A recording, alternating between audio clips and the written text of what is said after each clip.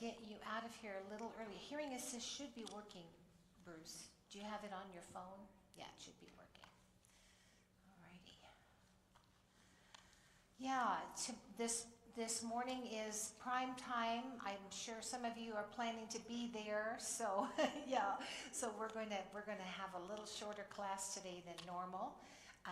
But today we're talking about spirituality in adulthood. So how to go from aging to saging. Would you all like to be sages? I think that would be a good thing.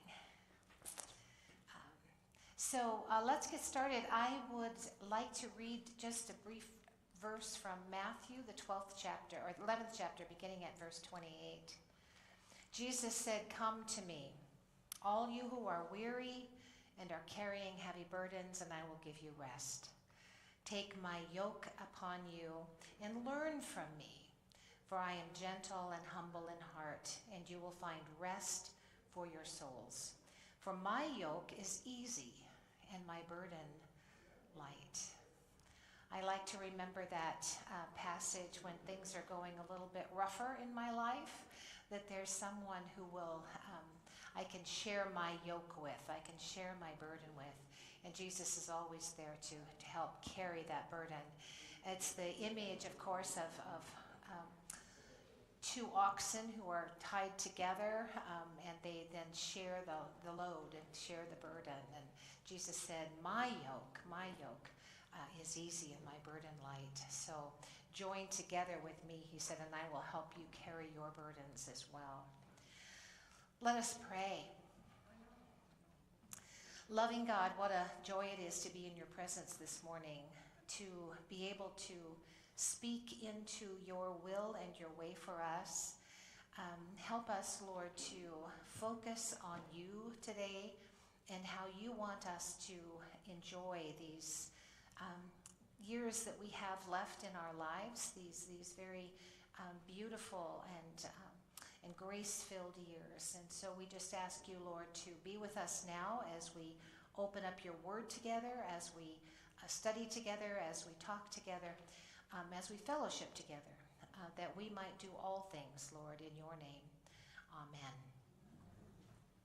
So I have a little humor to start us out with today. Bruce will appreciate this. During the first third of life, everyone told you what to do. During the second third of your life, you told everyone else what to do. During the last third of your life, everyone's telling you what to do again. The good thing is you can't hear them. So you don't care. I love that. This fun little book, A Senior Moment is a Wrinkle in Time, has some very fun things in there. So it's always good to share a little humor, especially first thing in the morning. So today I want to just review quickly what we did last week, what we looked at last week, because, of course, my tools were not working very well last week, so we're going to look at that again. So last week we looked at this particular graph. Remember, I tried to draw it on the board. That's what I was trying. It didn't look at all like that, did it? No, not at all like that. So we talked about this arc in our lives where we go from childhood and birth, where we are dependent on everyone else for everything. We start out dependent on everyone for everything. And then we sort of go up into this age of adulthood and middle age where we're very independent usually by that time, unless there's an illness or an accident or some reason why we would be more dependent. But we're pretty independent at that time, and then we go through these stages of being a senior, I love the words that they use. We start out as a senior, right? And then we get old, and then we get elderly. And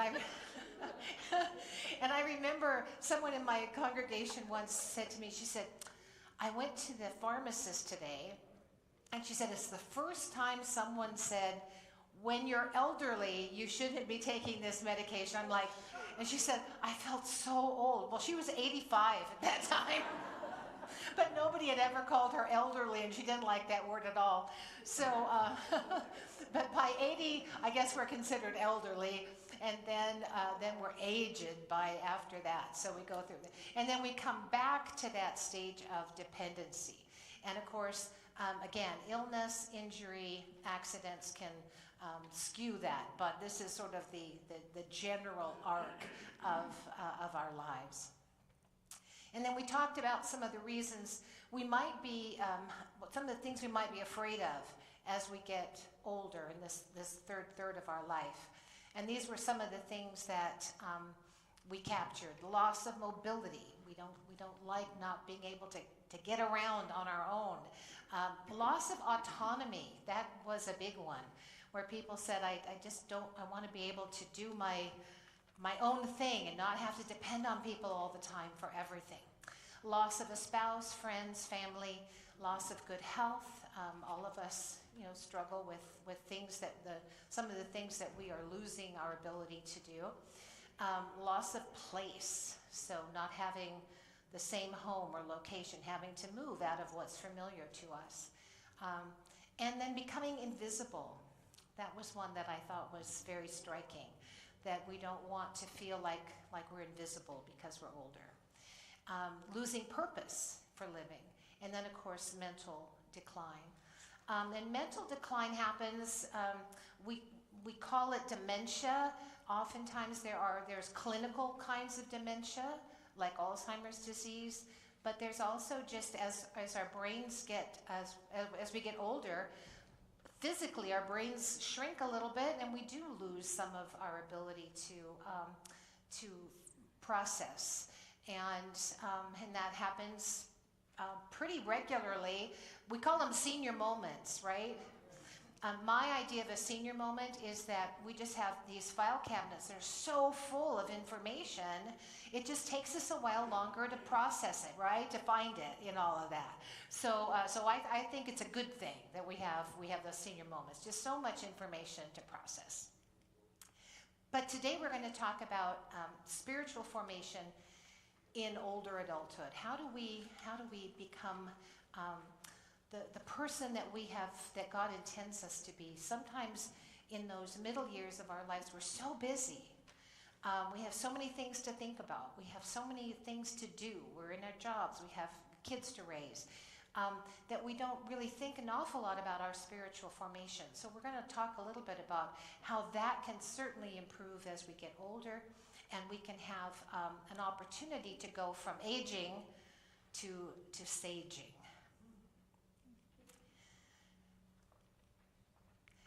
So I like to call it graced human development, because as we get older, we are being graced with a lot of opportunities that we didn't have before. So as you are older now, what kinds of opportunities for what we would call spiritual development do you think you have as you get older? Why do we have those opportunities? We have more time. Okay, so we have more time. We have more time to do spiritual reading or classes like this that Sure. working, you don't have that kind of time. Sure. So we have more time and ability to do that because we have free time. I call it free time. It's not really free time. Time is time, right? We all have the same amount of time, but we have more time that we're not doing other things. Yeah. Any other thoughts about that?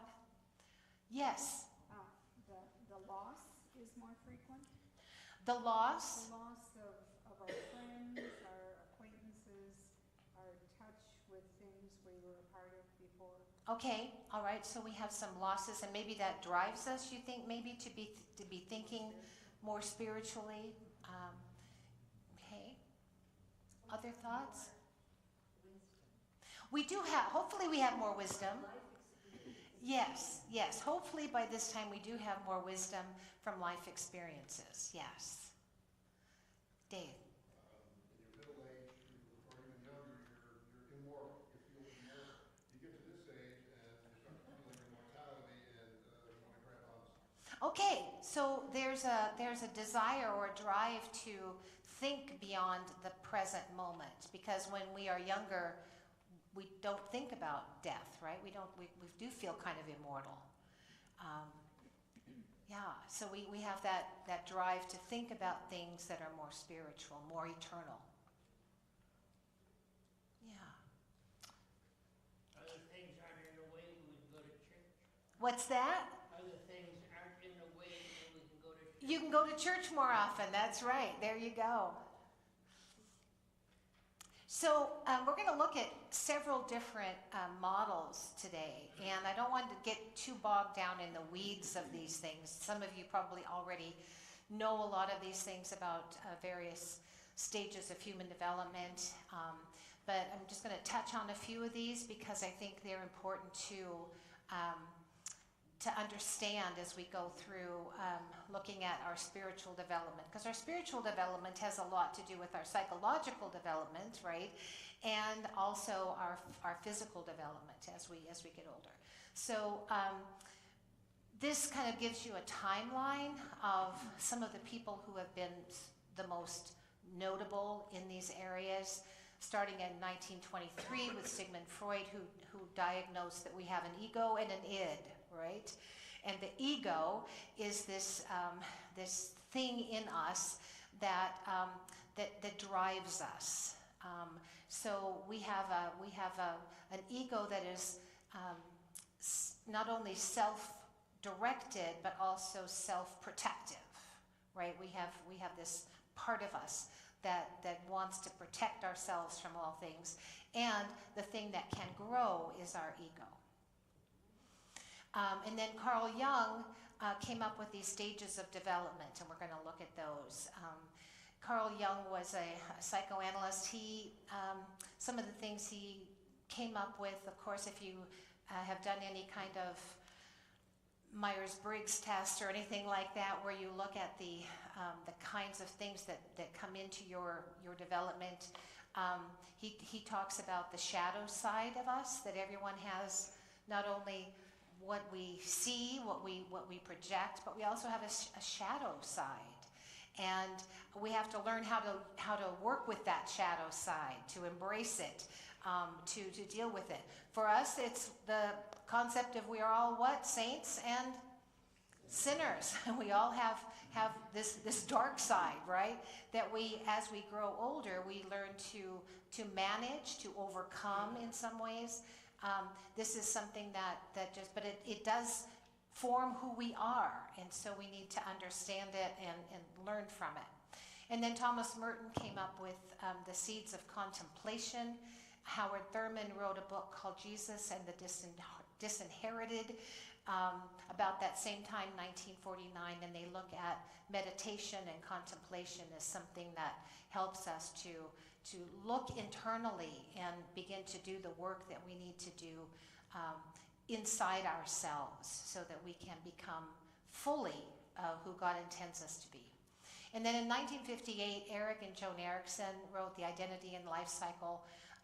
We're going to look at a couple of those later life cycles, because almost all of these stages of development reach a point where they say, by a certain time frame or a certain point in our lives, we should be pretty integrated, right? We should be able to kind of know ourselves, know what we're capable of, know what's important to us, and then be able to use it not just for our own benefit, but for the benefit of the world, for the benefit of the tribe, right?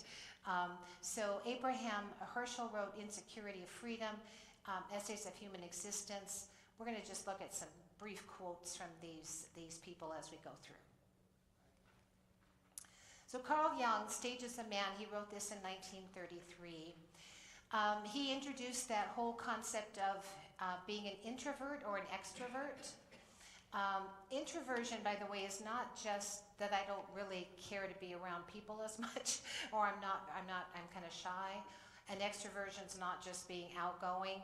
Introversion means that you get your energy, your refueling by coming away from people and being able to take time away in quiet and silence. That's what fuels you, gets you back in the swing of things. Extroverts are very much energized by other people, by being around people and being in a group. And how many of you think that you are more introverted? You get your energy by refueling, by kind of getting away from everybody. And yeah, so introverts. Extroverts, how many of you feel like you get your energy by being around people, and you love being around people, and they fuel you and get you going? So those are the kind of the two main ways that we do this. He also came up with this idea of a collective unconscious and archetypes. If you've ever read anything about archetypes, they're fascinating, how we tend to kind of fall into patterns of behavior, and we can identify them. And then this idea of the shadow, that we have something in us, all of us, the shadow side. And when we learn to use it well, it actually can be a benefit. When we identify it and we can overcome the negative parts of it, it can be very helpful in us understanding ourselves and other people. And he talks about life, we talk about this third 30, he talks about it as the morning, noon, and afternoon of life. I love that because it's not the night of life. I like it. He says morning, noon, and afternoon, not morning, noon, and night. So I think it has a better connotation. And he identified the midlife crisis. Anybody have a midlife crisis? So my midlife crisis was, I called my daughter, and I was almost 40, and I said, honey, I've decided I'm going back to seminary. I'm going to be a pastor. And there was this long silence on the phone. And then she said, well, okay, if you're going to have a midlife crisis, I guess it's a pretty good one to have. So I felt pretty good about that. But that was my midlife crisis. It's that point in our lives, and it doesn't have to be, I hate the word crisis, but we all kind of reach some point in our life where we might make a very severe turn or even a U-turn from what we're doing, and to do something entirely different. Hopefully midlife crises aren't things that destroy your life or the lives of others, but enrich them. And that he felt there was a purpose to our aging. And I think that's really important to think about. That there is a reason why we come to a certain point in our life where we can experience a greater growth of our spirituality and our internal life, rather than just be so busy with children and family and career that we're too busy to do the things that are important. And then he's the one who said that spirituality is the key to aging well. Would you agree with that? That spirituality is the key to aging well. I've known a lot of people who were disgruntled, in despair, depressed, just seemed like they were always unhappy. And most of those people were people who did not have any kind of spiritual mooring or grounding. There was no reason to live. There was no real purpose in life, because they hadn't found anything outside themselves. And as their health declined, or their memory declined, or their living situation declined, all they could see was the darkness and not the light. And so I believe that Jung was right in that spirituality is definitely the key to aging well. This is a quote from his book, Stages of Life. A human being would certainly not grow to be 70 or 80 years old if this longevity had no meaning. For the species, the afternoon of human life must also have a significancy of its own, and cannot be merely a pitiful appendage to life's mornings.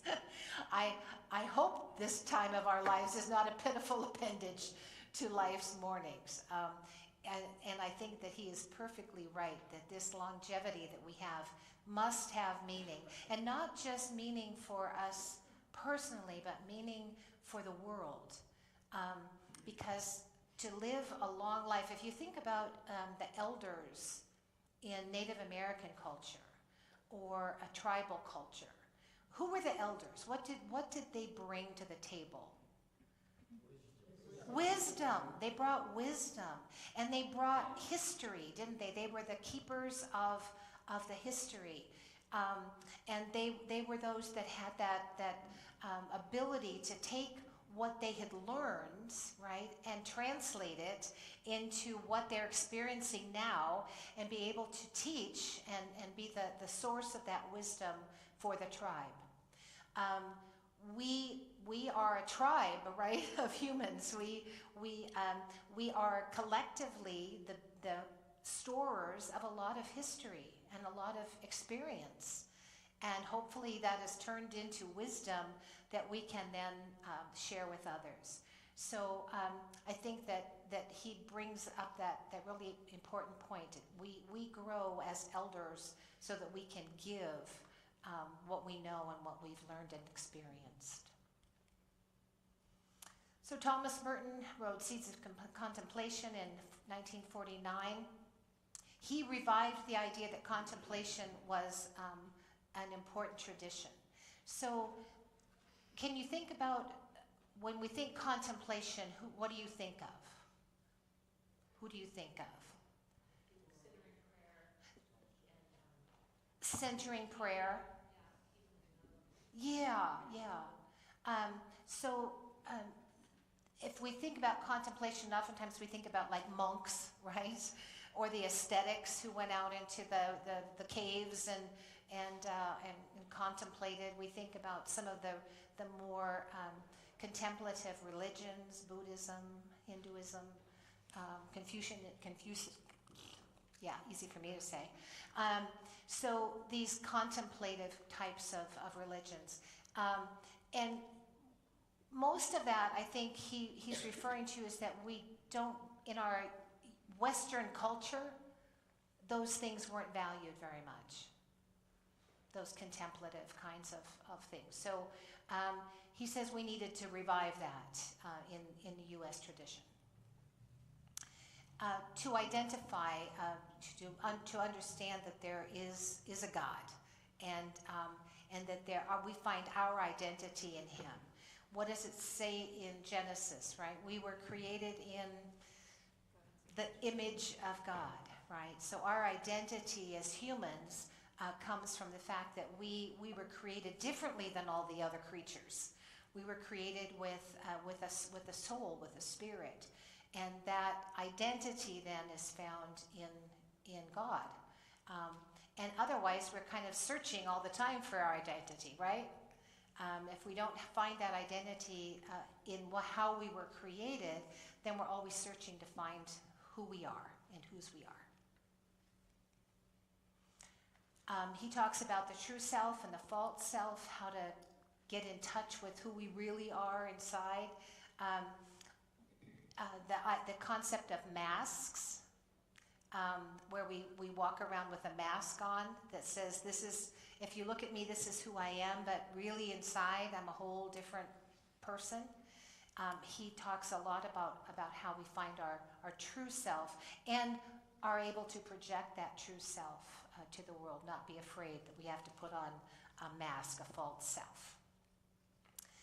He talks a lot about the inner life, what it means to be meditative, be contemplative, be able to get in touch with our inner self.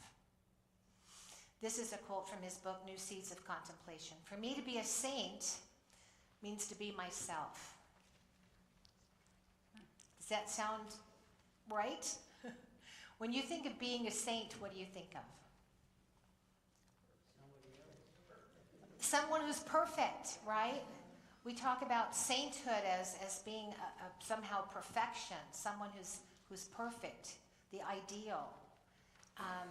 So when he says for me to be a saint means to be myself, means to be who God created me to be.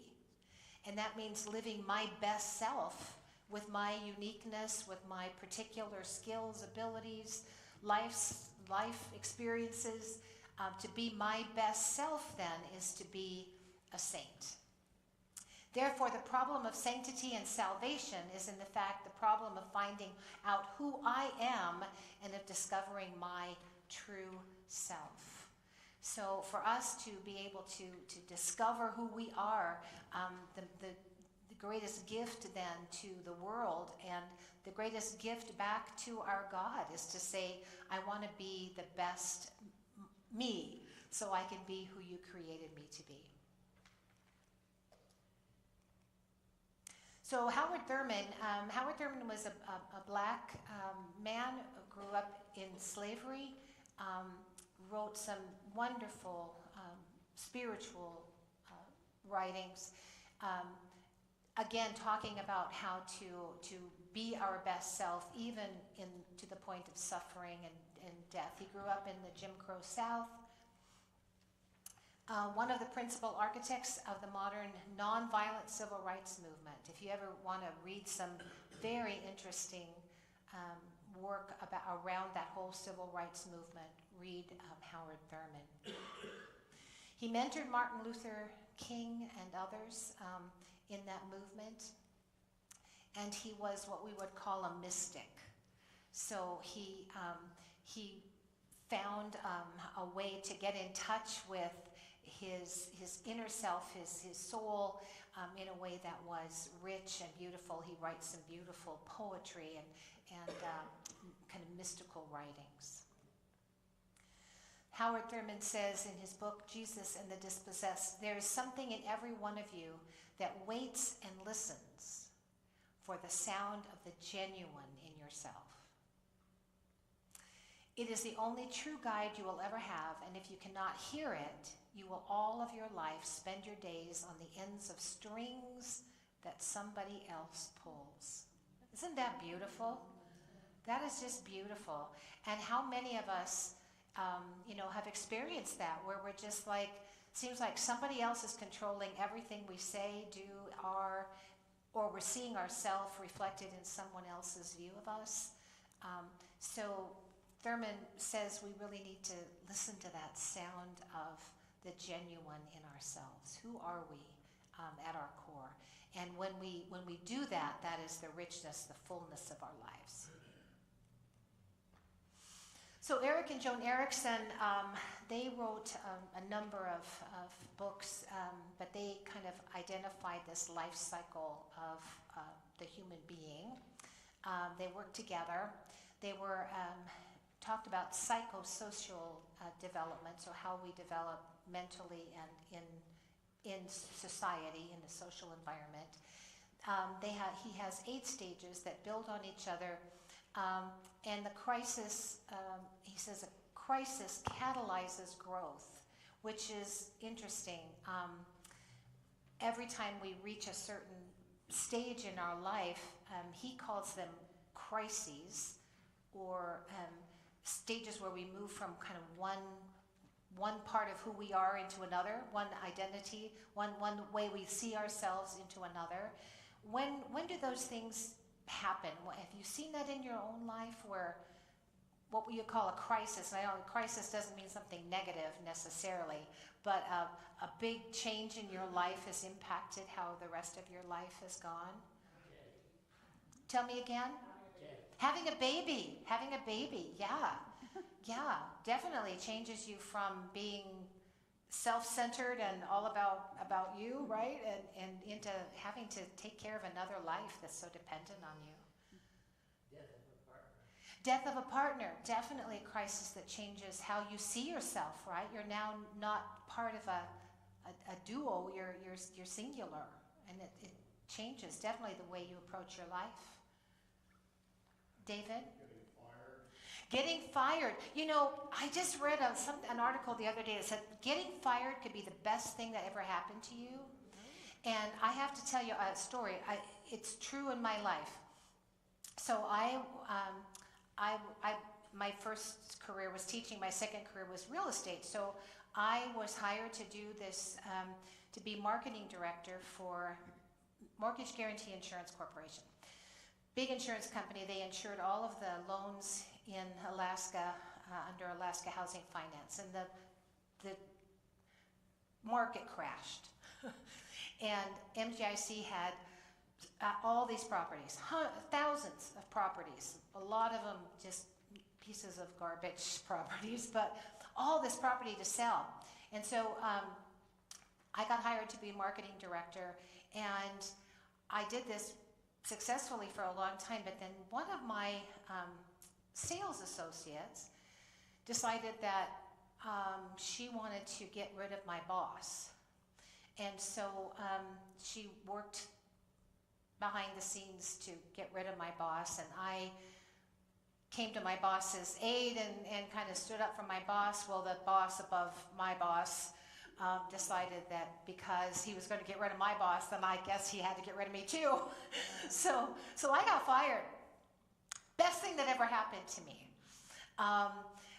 But at the time, it was terrible. At the time, it was, because you never want to think that somebody doesn't want you, right?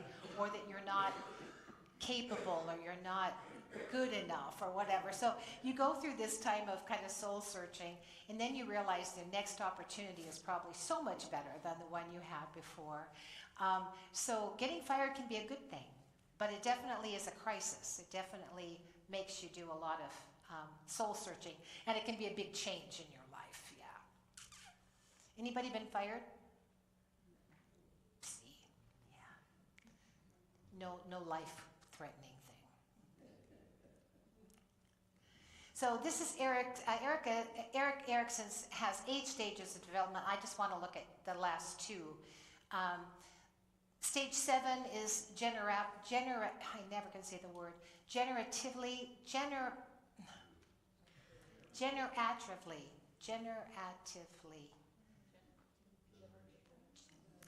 You know what it means, right? So generatively. So regenerating, and I wish you just used the word regenerating. Regenerating versus stagnation. So continuing to grow and develop rather than to be stagnant. And then stage 8 is integrity versus despair. And he calls that wisdom. What does the word integrity mean to you? Integrity. Honesty. Wholeness. Good morals, okay. Alignment of your words and actions. There you go. So the actual meaning of the definition is to be integral means that everything in your life lines up.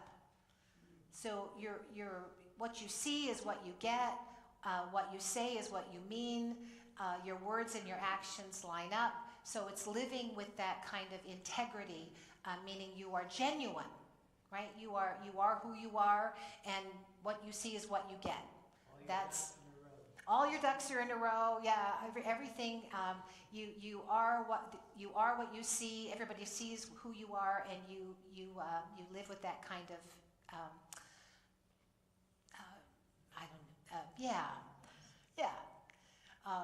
Anyway, your words and your actions line up. If you don't do that, Erickson says you're going to live with despair, because you're always going to be trying to put on what isn't really who you are. You're always trying to live something else, be someone else, do something else. You're always trying to live with that kind of disunity, I guess is the word. Yes, where you're feeling like I'm never going to be what I want to be or who I should be because I'm not confident in who I am. I'm not living with integrity.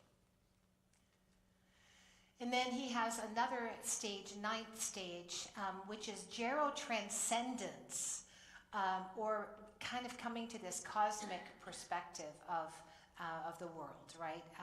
Where we think outside ourselves, and we're thinking much more about eternity, about the cosmos, and how we are, what is our place in it. And he says that most of us don't ever get there. Yeah, but that's the goal, right? Is to get to a place where we think more about the world outside of ourselves and how we can fit into it and how we can aid it and be part of it and make it better. This is a quote from Abraham Herschel. The years of old age may enable us to attain the high values we failed to sense, the insights we have missed, the wisdom we ignored.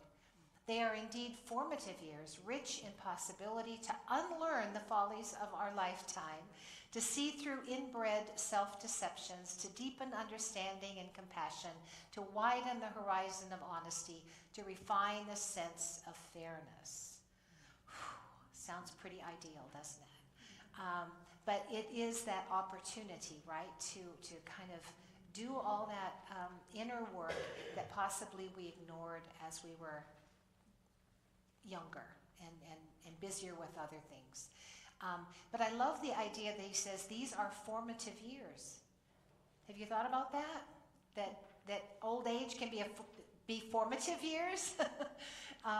Because I think we think about old age as a time of either stagnation or deterioration. And he says, no, this is a time when now new things are forming, this new identity, this new wisdom that we can become more compassionate, we can become more honest, we can become more involved in the world around us.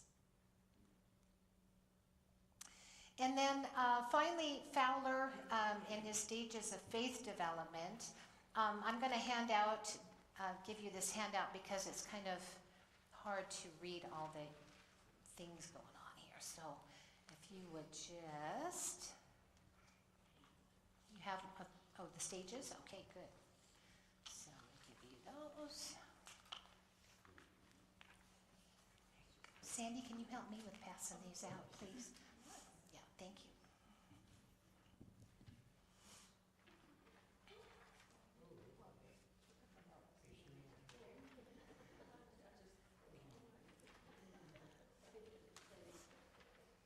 Yeah, we're not going to read through all the minutia of that, but this is for your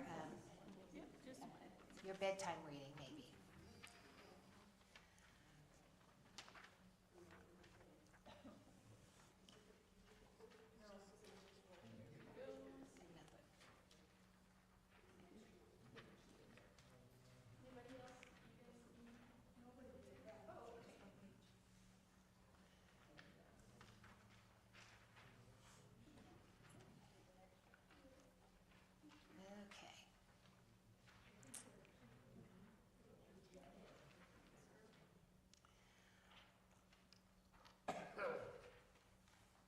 Okay, so Fowler looked at faith, particularly religious understanding, and said that we go through our lives developing faith at different stages, and these stages can be sort of quantified.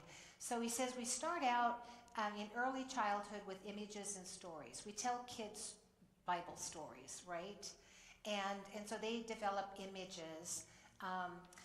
But there's not a deep understanding of these things. So, for instance, we teach children, Jesus loves me, this I know, for the Bible tells me so, right? So that's a very simple understanding. And we often give children pictures of Jesus as the Good Shepherd, these kinds of things. But young children develop images when we talk about religion. And usually they learn best through story. Not that we don't all learn well through story, but and then at stage 2, they have sort of a mythical, literal faith, very concrete. So if you tell a child a Bible story about building the house on the sand or building the house on a rock, they take that very literally, right? And so, and that's the same with all learning at that stage in life. They're very concrete. They don't have a way to really discern innuendo or even to think about things in terms of metaphor. They don't think that way. Then you go through the third stage, which is more of a conventional faith, which is commitment to church and leaders. So a lot of, and I'm using this term generally, but a lot of fundamentalist religions want to keep people at this stage, right? So very literal interpretation of the Bible. I went to a Bible camp one time I took my 7th and 8th graders to Bible camp. Beautiful camp, wonderful camp, beautiful people. But we went on a hike and we found some, what do they call them? I hate it when my words don't come. Some things that were in the rocks, yes. And so we found these, and somebody said, well, how many hundreds of thousands of years ago was this done, right? And the leader of the hike said, oh, no, that wasn't done 100,000 or million years ago, or whatever. That was the Earth is only 2,000 years old. So my kids are looking at me like, okay, are you going to say something, or how is this going to go? And so this is the very concrete, and you take the word of the religious authority, and you take the Bible very literally. That the world was created in 7 days, and you don't think past that to think about what that could mean metaphorically, right? So I try to tell my junior high kids, the important part of Genesis 1:1 is, in the beginning, God created. The rest of it is our way of trying to interpret what came after that, right, in a poetic way. But people can get stuck in that synthetic, conventional faith. Stage 4 is where you start to kind of take on your faith personally. So we think about this in terms of our young people, maybe in confirmation. They're starting to question their faith. They're starting to ask questions about what things mean. And then they are able to say, okay, I'm not just hanging on to my parents' faith. I'm going to take this on myself. This is my faith. This is what I believe. And so that happens in stage 4.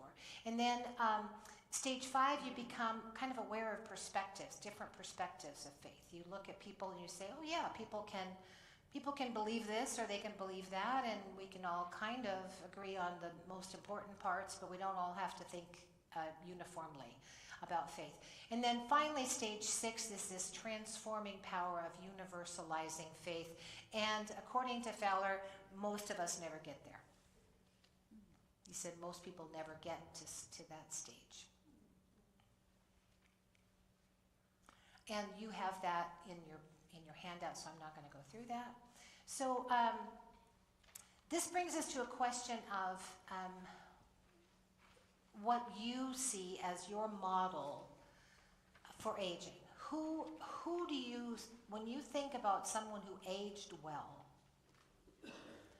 who do you think of? So I want you to just talk about that for a little bit with just the few people around you first, and then we'll share some of that. Who would your model be for aging? And you can visit with just a few people around you for just a few minutes here.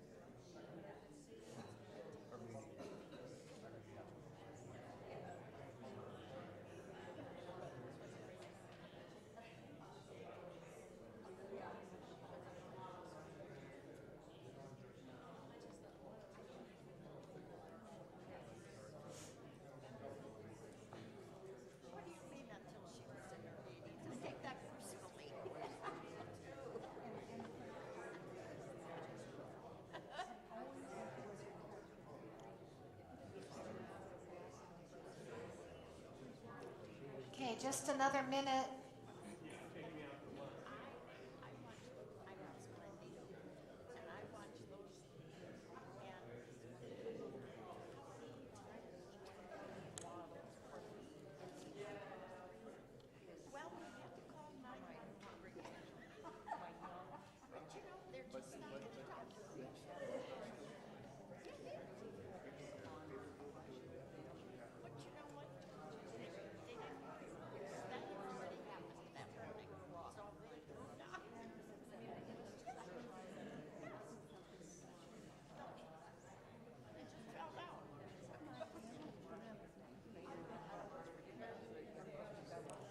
Okay.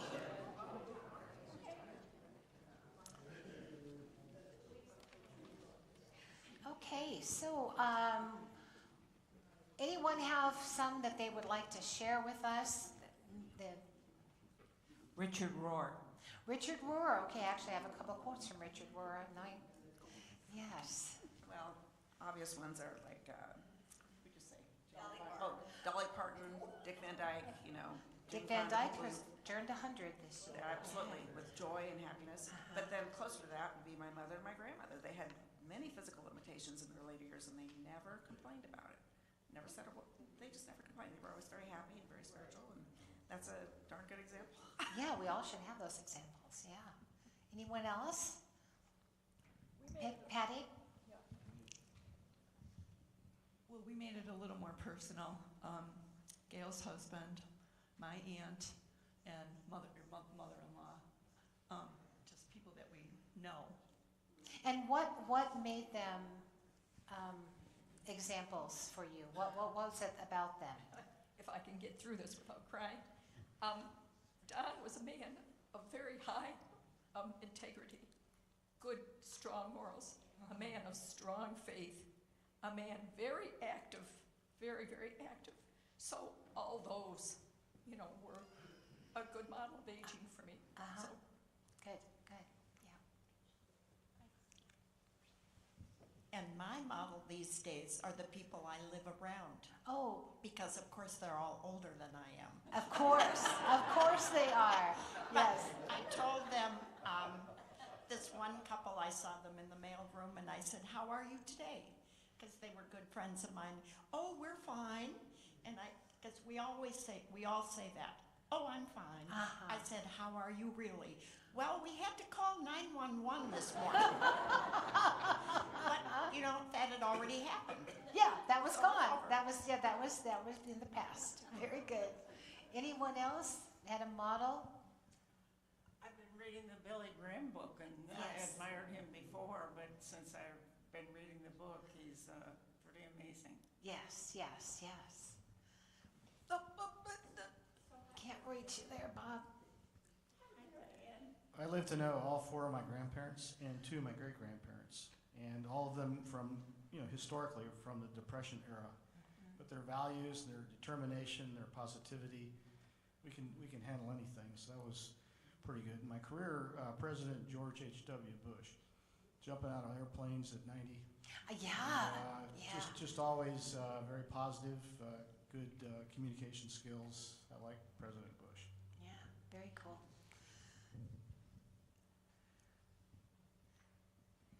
I would have to say, if you want to talk about somebody everyone knows, Jimmy Carter was a great role model for aging amazingly. Personally, my aunt and uncle and my husband's parents, they lived their life fully. They traveled. They embraced new things all the way through their life, and you didn't hear them complaining about their ailments or anything ever. And so, they brought joy to you to be around them. Yeah, wonderful. Yeah, Jimmy Carter had such a passion for helping others, for living a full life. Good moral compass and had a deep faith. Yes, deep He faith. was too honest to be a president. I admired him, and after being a president, I think he did more for the world than he did Oh, as a yeah, president. definitely would have So to that was have. a model. The first thing that came to mind is, if you're lucky while you're growing up, you have a second mother or a second parent. And I think of the mother of a good friend of mine. She was a clay artist, kind of liberal. First thing that I remember she gave me a book, Rachel Carson's Silent Spring. Said, read this and live it. And that's where Rachel Carson brought up the idea of all this pollution and so on, and how we have to clean things up. Otherwise, this is what's going to happen to the world. And I've always lived by that. And I was a little bit younger. She wasn't really old, but she became a role model for me. Sure. I think if you're lucky, you have somebody like that, and they're non-judgmental. Your second mother, you can tell her things you can't tell your parents. Yeah. And that was kind of free. That was freeing. Sure. I appreciated having that. Plus, here's an adult role model that's different than your parents' role model. Sure. And now you have a chance to compare and choose. So that's part of growing. Yeah. In addition to Carter and Billy Graham, we thought of Queen Elizabeth and Mother Teresa. Yeah. Yeah. Did you have one? Oh, no. Okay. All righty. Good. Yay. All right. So definitely some good role models. What I heard in sort of general ways was integrity, living outside themselves for the betterment of others, risk-taking, being able to continue to live your lives, not just becoming insulated, but to live your life for others, and that idea of being who they are, the genuineness of that. And they're all different. You can't really compare Mother Teresa with George H.W. Bush, right, or Jimmy Carter. It's a different way of living with that integrity, but being who you are. And Queen Elizabeth is interesting because her life was really not her own most of the time. She lived definitely a life of service for others, giving up her own will. Okay, so I love it.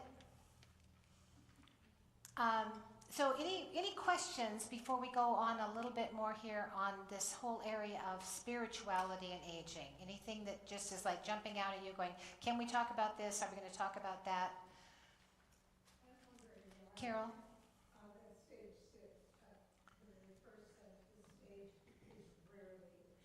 Yes, in the spirituality, yes. So in Fowler's levels of spirituality, he says people rarely achieve that last level. And that's because, well, probably for a lot of reasons, mainly because most people don't get to the point where they can't be so self-centered that they can be other-centered, or come to the realization of the fullness of their spirituality, what it means to be fully human. I think he's probably right. It takes a lot to get there, and so there aren't a lot of people who ever get there. I would say a lot of you in this room probably are there, which is really nice, which is great.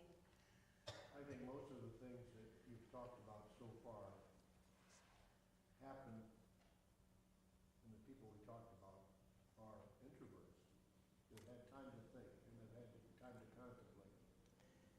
And which brings up another thing. In this day and age of cell phones, our children are just constant. Bombarded, yeah. They listen to stuff that is going so fast they can't understand what's going on. Yeah. And they're completely motivated by outside influences.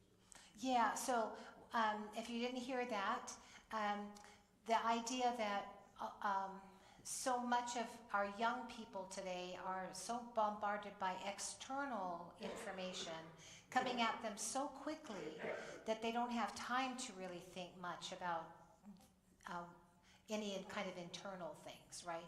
Or to even process well what they're hearing.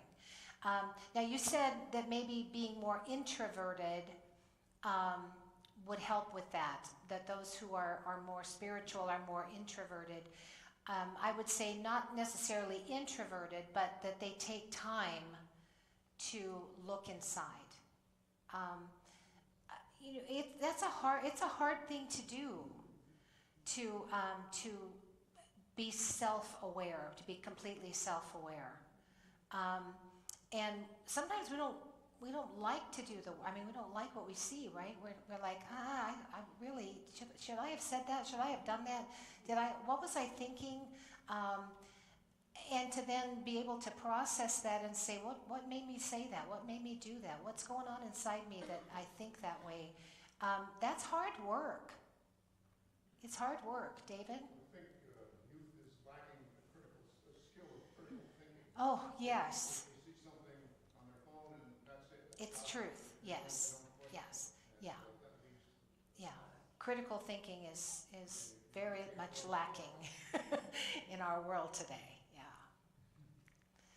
Oh, yes. Melinda. I think you can be an extrovert.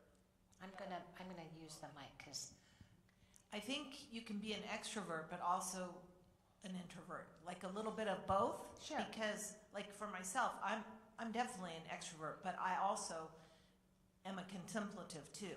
So I like my quiet time, I like my study time. So I have a little bit of both, and I think you can be a little bit of both. So you can, that's just my idea. yeah. Well, but I know that your contemplative work, you chose to train to do that, right? So you chose to make that a pattern in your life.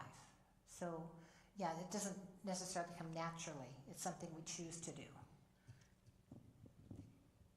It's not just young people who are pulled, the strings are pulled by all the stimuli around us. I mean, a lot of our age and other people do as well. Sure. And as for me, being still is really not natural for me. So it's hard for me to be still.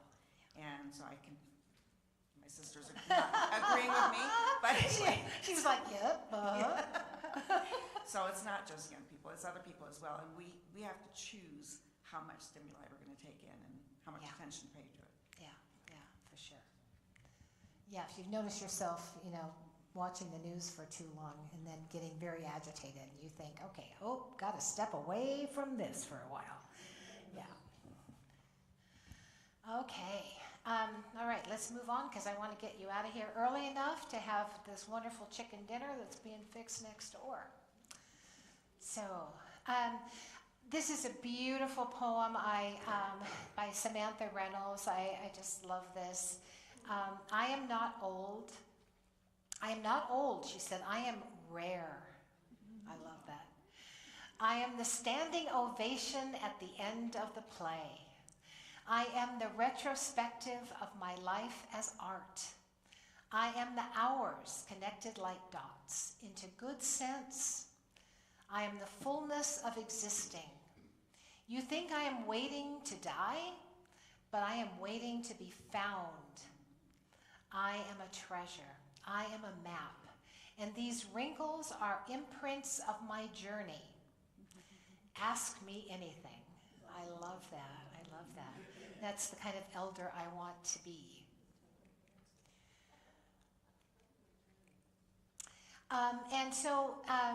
This comes from a book by Viktor Frankl. So Viktor Frankl, you'll know, Man's Search for Meaning. He's written so many other things, but one of the rare finds I didn't even realize he had written is Embracing Hope. This was one of the last books that Frankl wrote on freedom, responsibility, and the meaning of life. And he talks a lot about mindfulness, how we take that time to step away from all of the external things that are bombarding us all the time and just do some of that soul work, think about ourselves. Some people do it by journaling. Some people do it by contemplative prayer.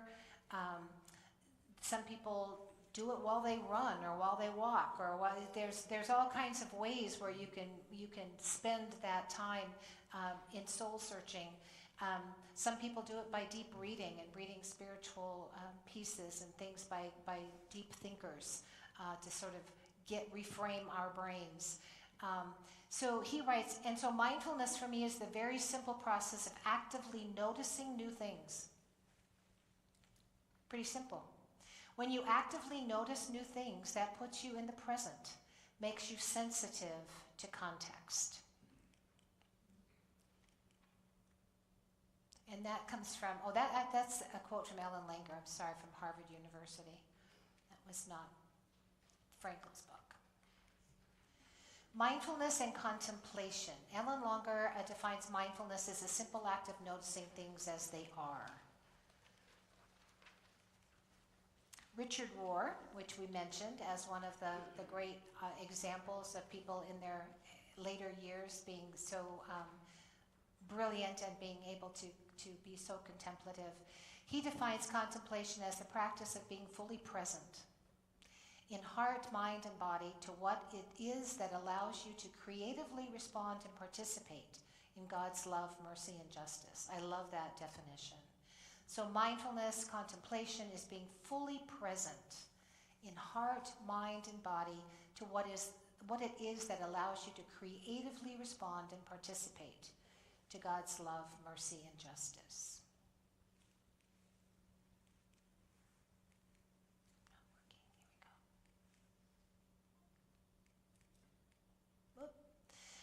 So spirituality, as we talk about spirituality, I want to think about definitions as this as a definition of spirituality. That spirituality involves meaning, purpose, identity, relating and attending to God's movements in us and life. So it's more than just, sometimes we think about spirituality as just being our interest in scripture or attendance in worship or our time in prayer, but it's so much more than that. Our spirituality involves everything that involves our inner being, our spirit. So everything that creates meaning and purpose in our lives, everything about relating to one another, about attending to the things around us, and about noticing God's movement in us and in the world, in life. Mindfulness slows us down and is essential to our spiritual transformation. Soul work involves inner work that is quieting, attending, knowing ourselves. So what is it about aging, you think, that opens us up to this kind of spiritual work? What is it about aging that opens us up to that? Just to contemplate what's next. What's that, Bob? How we contemplate what's next. Okay, so how we contemplate what's next. So getting to a certain age where we realize that we are dying. We're going to die, right? We come in touch with our own mortality, and we think, what else is there, right? What else is there? And what is my part in the world? Why did I live, right? What was my purpose? What was my unique purpose in life? Well, I think, yes, if we've done spiritual work too, as we've been going through our life, and Richard Rohr talks about this in his book, Falling Upward, then the last part of our life, when we have this more time, we can spend more time in meditation or just walking and being present every day and to what's around us. And we have the ability to reflect on what we learned in our past, and now how do we want to spend our last days? Anyone else, Diane?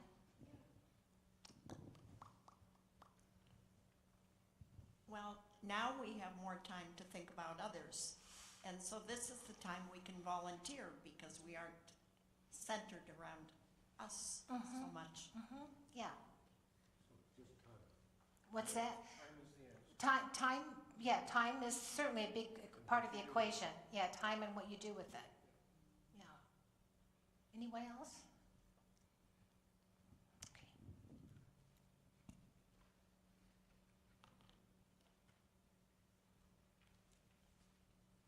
So this poem is from a woman named May Sarton. She wrote a book called At 70. And this is Now I Become Myself. Now I become myself. It's taken time, many years and places. I have been dissolved and shaken, worn other people's faces, run madly as if time were there, terribly old, crying a warning. Hurry, you will be dead before what? Before you reach the morning, or the end of the poem is clear, or love safe in the walled city, now to stand still, to be here, feel my own weight and density. I think that's a beautiful way of putting how we come to ourselves and find who we are in the world and who we are in God's eyes. I would like to read a little bit from this book by Viktor Frankl on hope, because I think this really speaks to what it means to be mindful, to be thinking about life differently by being able to see through new eyes. This is what he talks about in finding hope. He says, now you don't have to imagine the meaning from a specific situation that speaks to us or even calls to us as being something grandiose. I'm still talking about the transience of our existence. In other words, about the imperative to actualize precisely these fleeting, transitory possibilities for fulfilling meaning. I'm still on the subject, albeit by way of 1,000 detours. As I said, this meaning does not have to be any way grand. Let me cite a specific example from a little book about the meaning of life by Bishop George Mosier. He tells of a dustman who, some years ago, had been awarded the Order of Merit of the Federal Republic of Germany. This dustman searched through the rubbish bins and household waste to find discarded toys, repaired them in the evenings, and then gave them to needy children. With his talent for crafting, he managed to extract a second meaning from his job. Exemplary, quite plain and simple, and modest, but effective, socially effective, and most of all, meaningful. Now, it's not only through activity that we can obtain meaning from life, but also through experiencing something, and as I mentioned earlier, through love. So experiencing something or experiencing someone and experiencing someone in their uniqueness and singularity means loving them. For what does that look like in everyday life? Well, now I would particularly like to talk about old people again. In front of me, I have a letter from a woman who writes, in 14 days' time, I will be 87 years old. And for me, every day is a gift. And one must be grateful for every gift. You see, doctor, I can look up at the sky, look down at the glorious park, and I can talk to the trees. I can welcome my friends to my home in the afternoons, saying yes to everything that counts. You know why most people find this so hard to understand? Doctor, I am deaf. But I can talk in my mind. I can hardly walk, but I can think. And my gratitude for this knows no bounds. So to be grateful for the little things. A simple letter, very unassuming. This woman is already dead. She had no idea that one day I would use her words. She didn't have any grand aspirations, but that's what life is like. As with the dustman, whose achievements only live on in his Federal Order of Merit and in the 10 lines in the book of Bishop Moser. I would like to read you 2 or 3 sentences from a second letter. It's from a prisoner who had set up a therapeutic self-help group in prison in Florida and recently reported that out of 20 members of this group who helped each other get over their criminality, only one person had relapsed, and he has now been released. This man wrote to me in a short while ago saying I was hospitalized in the oncology unit for 11 weeks. I had a lung adenoma diagnosed. Most luckily, I found a part-time job on the ocean. He had found a job as a dishwasher at a restaurant by the sea. And he writes, I enjoy the sunrises and sunsets. How very beautiful life is. This is what he writes, a man who has been sentenced to death, not sentenced to death in prison in Florida, but sentenced to death by his cancer cells, by his lung cancer, a man at the end of his life. How very beautiful life is. Now, do you see what I mean? Not only by doing a deed or completing a work, but also by experiencing and loving can we squeeze meaning out of life and become aware of opportunities to find meaning. That's my opinion, but this man has actually written it. It's now flesh and blood. That's how life is. These are not empty phrases. These are not abstract things. These are things that have been lived by real people. And he is in a hopeless situation, and yet that's what he writes. He has become the helpless victim of a hopeless situation, and he still finds meaning. Even in the situation of an unavoidable tragic fate, he can find meaning by bearing witness to what man is capable of. In other words, by turning a personal tragedy into triumph and turning human suffering into an achievement. This is possible, and it remains possible right down to our last breath. And this is the essence of what I call meaning. That is therapeutically directed against a lack of meaning, against a deep feeling of meaninglessness we see nowadays. This is not a theory, it's a lesson in meaning. These are ones who lived it, who have suffered it, and I have the honor of sharing their stories.